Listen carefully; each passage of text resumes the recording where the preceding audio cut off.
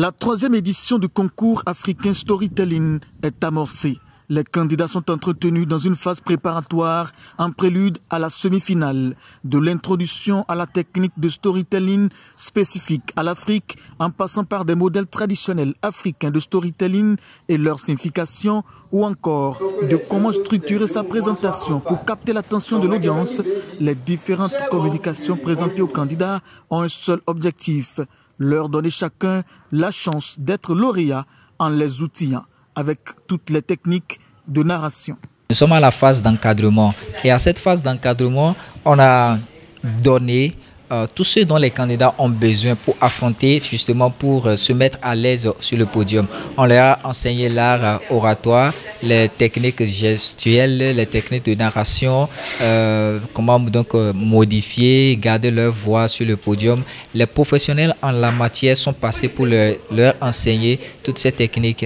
Aujourd'hui, on a ressenti beaucoup d'enthousiasme, beaucoup vraiment de joie sur le visage des candidats et qui sont repartis avec beaucoup de choses bien apprises. Au concours, j'ai essayé de montrer aux candidats ce qu'ils doivent garder à l'esprit durant tout le moment du concours.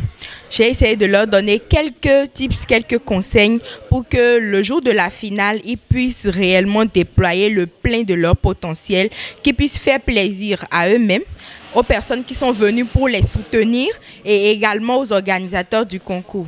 Et le travail à faire maintenant revient personnellement à chaque participant pour qu'il puisse réellement faire sortir ce qu'il a de naturel en lui pour le faire exploser ce jour-là, pour que nous puissions tous nous en réjouir et être vraiment heureux de leur participation. Aujourd'hui, il faut dire qu'il y a certains d'entre eux qui ne sont pas encore aguerris.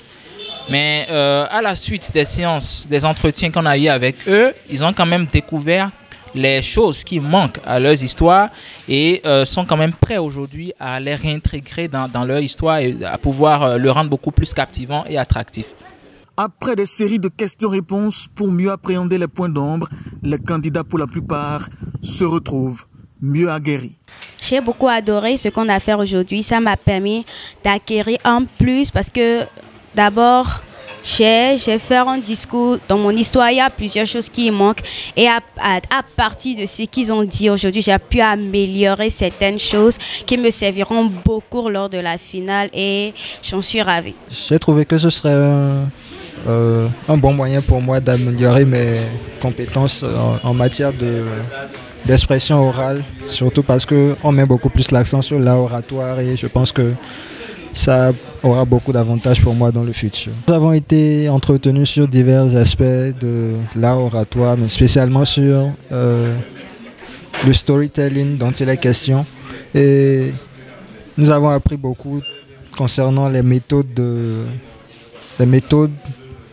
du storytelling en Afrique, puisqu'il s'agit d'histoire africaine, donc les méthodes de narration, les techniques pour interagir avec un public et tout. Donc, j'ai beaucoup appris. J'ai bien apprécié, c'est très bien. Ça m'a aidé à retenir des bonnes manières pour pouvoir commencer une histoire, comment finir le contenu, comment pouvoir rédiger un conte, mais une histoire très bien structurée pour pouvoir réussir cette concours. La 3e édition du concours africain Storytelling est pour le 21 septembre 2024.